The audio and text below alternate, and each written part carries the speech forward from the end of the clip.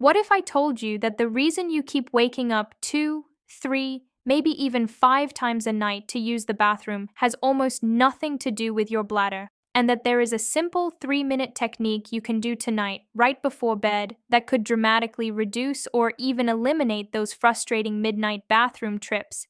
Now, I know that sounds bold. I know you have probably tried everything.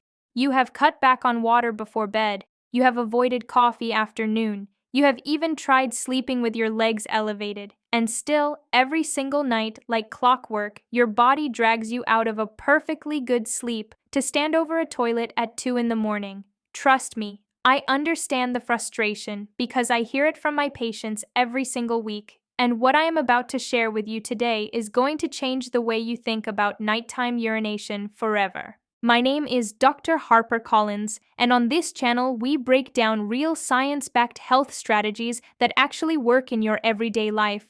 No gimmicks, no nonsense, just the truth about how your body functions and what you can do to take control of it.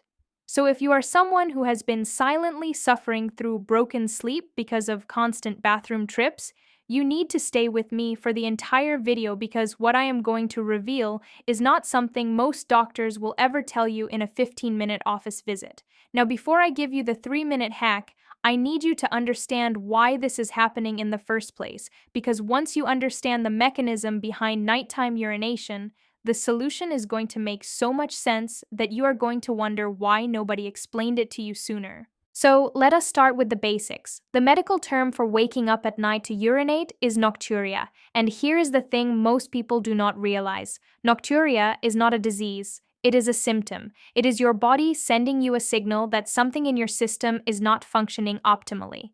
And the most common assumption people make is that their bladder is too small or that they are drinking too much water. But in the vast majority of cases, neither of those things is the real issue. Here is what is actually happening. During the day when you are standing up and moving around, gravity is pulling fluid down into your lower body, specifically into your legs, your ankles, and your feet. You might notice that by the end of the day, your ankles are a little puffy or your socks leave marks on your skin. That is fluid accumulation, and it is completely normal to a certain degree. But here is where it gets interesting. When you lie down at night and your body goes horizontal, all of that fluid that has been pooling in your lower extremities throughout the day suddenly redistributes. It moves back into your core, into your bloodstream, and your kidneys detect this sudden increase in fluid volume. Your kidneys are incredibly efficient organs. They do exactly what they are designed to do. They filter that excess fluid and turn it into urine.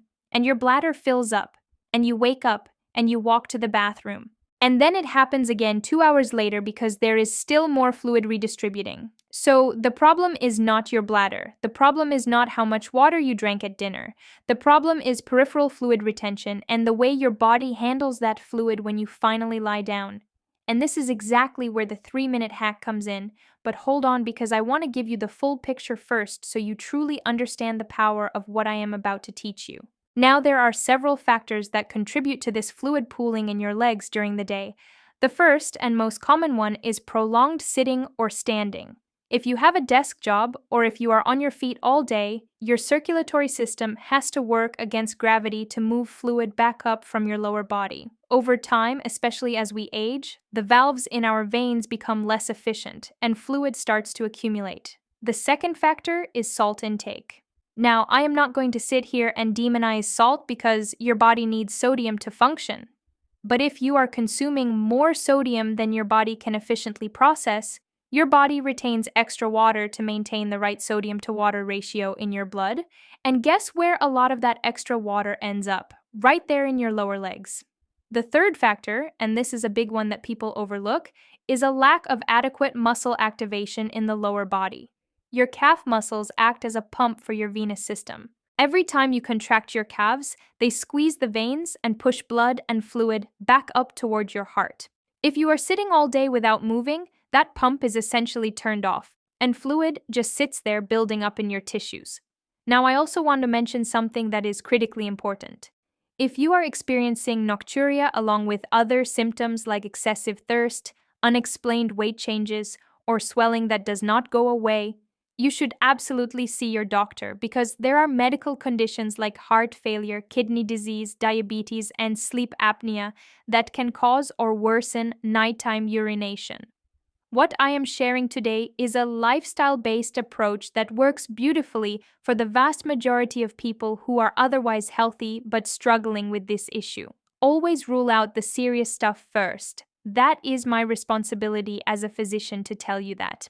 Alright, so now let us get into the 3-minute hack because I know that is what you came here for, and I promise you it is going to be worth the wait. Here is what I want you to do every single night, approximately 90 minutes to 2 hours before you go to bed.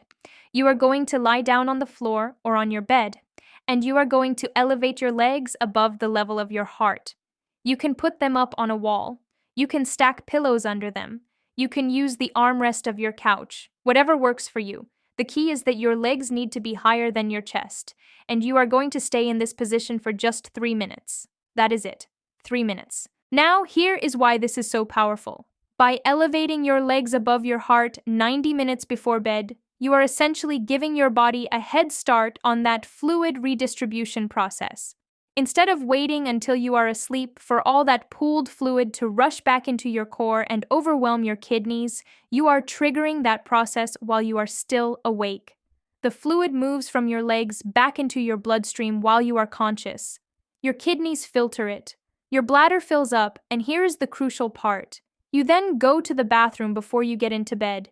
You empty that bladder completely, and when you finally lie down to sleep, there is dramatically less residual fluid left in your legs to cause problems during the night. Think of it like this. Imagine you have a sponge that has been soaking up water all day. If you just toss that sponge onto a flat surface and walk away, it is going to slowly release that water over hours. But if you pick it up and squeeze it out first, you get most of the water out quickly, and there is very little left to leak out later.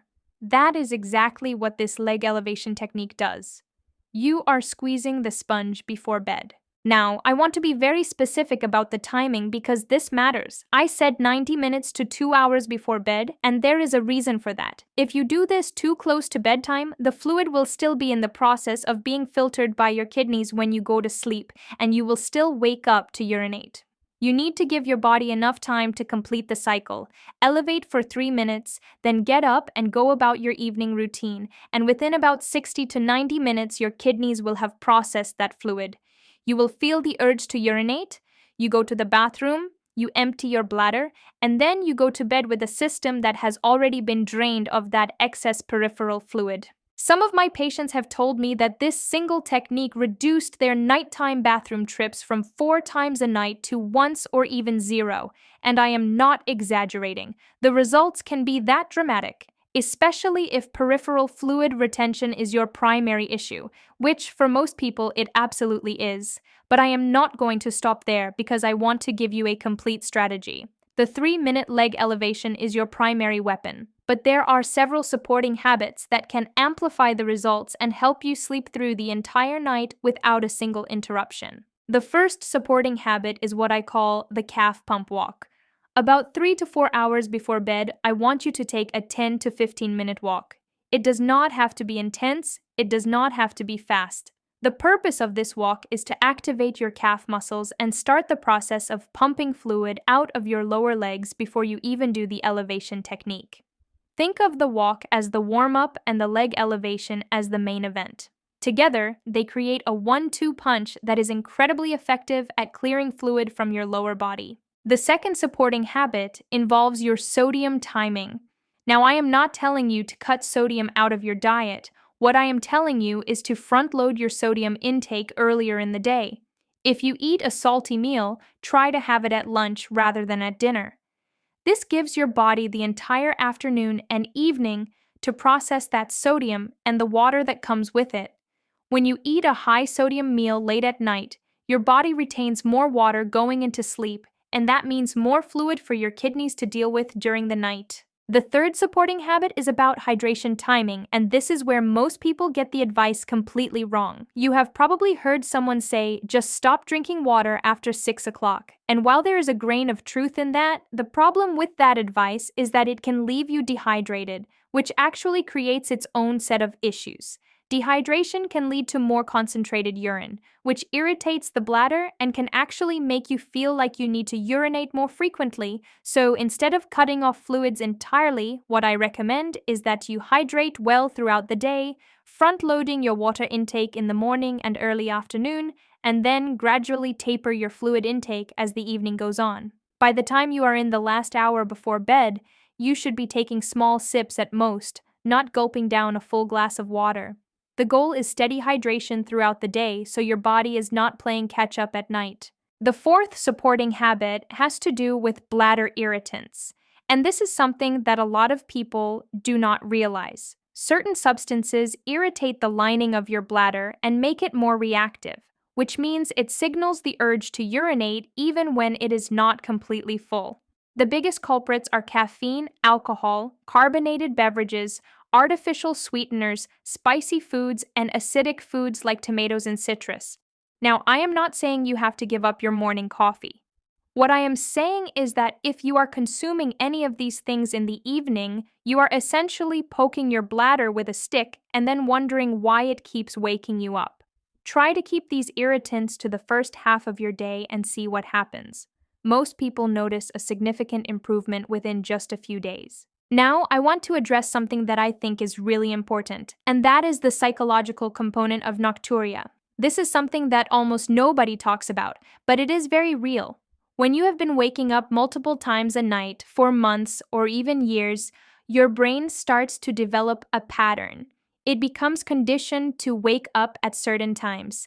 Even if your bladder is not full, your brain might nudge you awake at 2 in the morning because that is what it has learned to do. This is a form of conditioned arousal, and it can perpetuate the cycle of nocturia even after you have addressed the physical causes. One technique that helps break this pattern is called cognitive reframing. When you wake up at night and feel a mild urge to urinate, instead of immediately jumping out of bed, I want you to pause. Take a deep breath and ask yourself, is my bladder actually full, or is this just my brain running its old program? If the urge is mild and manageable, try relaxing back into sleep. Often the urge will pass within a few minutes and you will sleep through to morning. Now I want to be clear. If the urge is strong and uncomfortable, go to the bathroom. Do not torture yourself. But learning to distinguish between a genuine full bladder and a conditioned brain response is a powerful skill that can reduce your nighttime trips significantly. Another thing I want to mention is the connection between sleep apnea and nocturia, because this is a link that many people and even some doctors miss. When you have obstructive sleep apnea, your body is essentially struggling to breathe during sleep. This creates negative pressure in your chest, which affects your heart. In response, your heart releases a hormone called atrial natriuretic peptide, or ANP. This hormone tells your kidneys to produce more urine. So if you have untreated sleep apnea, your body is literally producing more urine at night than it should. And no amount of leg elevation is going to fully solve the problem until you address the sleep apnea itself. If you snore, if your partner says you stop breathing during sleep, if you wake up with headaches or feeling unrested despite getting enough hours, please get a sleep study done.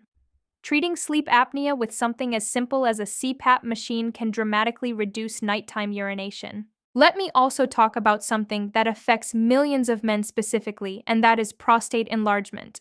As men age, the prostate gland tends to grow larger, and because it surrounds the urethra, an enlarged prostate can squeeze the urethra and make it harder to fully empty the bladder. This means even if you go to the bathroom before bed, there is residual urine left in your bladder, and it does not take much additional fluid redistribution to fill it back up and trigger another trip to the bathroom. If you are a man over 50 experiencing nocturia, weak urine stream, difficulty starting urination, or a feeling that your bladder is not fully empty, talk to your doctor about your prostate.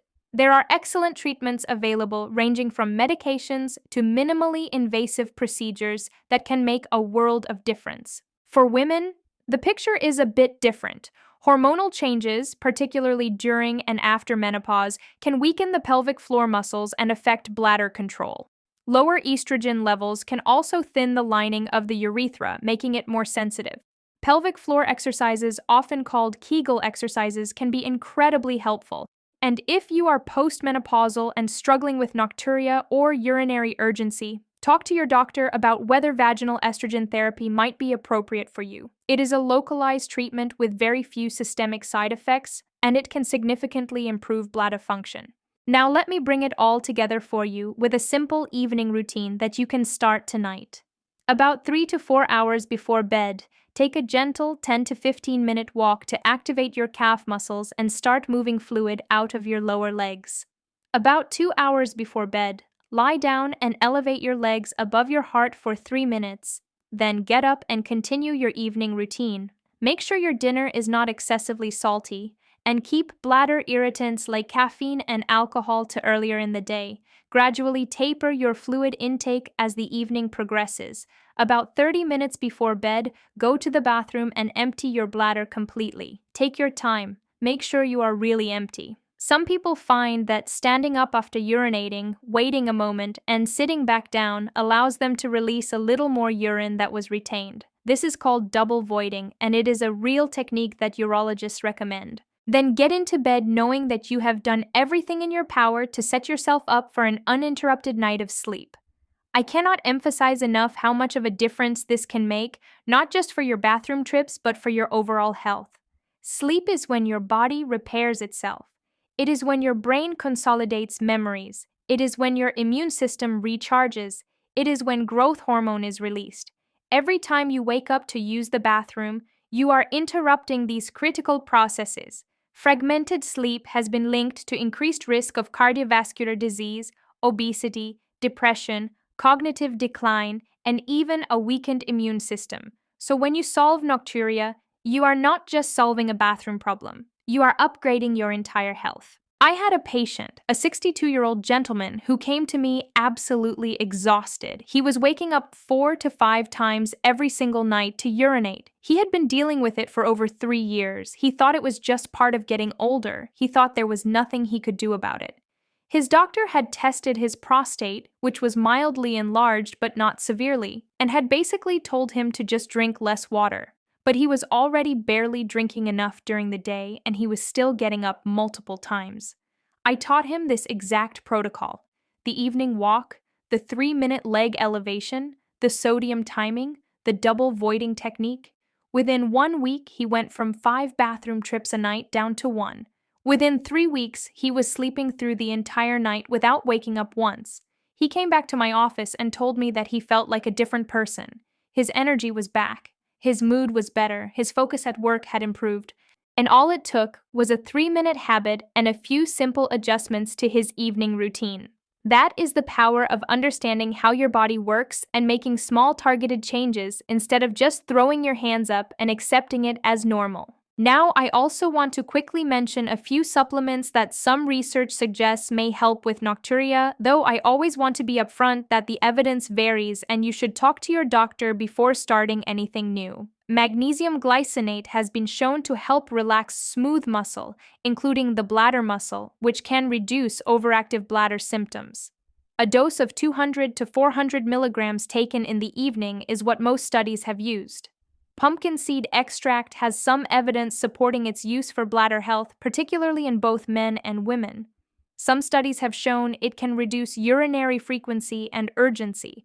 And for men with prostate-related nocturia, saw palmetto is a well-known supplement that has been used for decades, though the research is mixed and it seems to work better for some men than others. But honestly, before you spend money on supplements, try the lifestyle strategies first.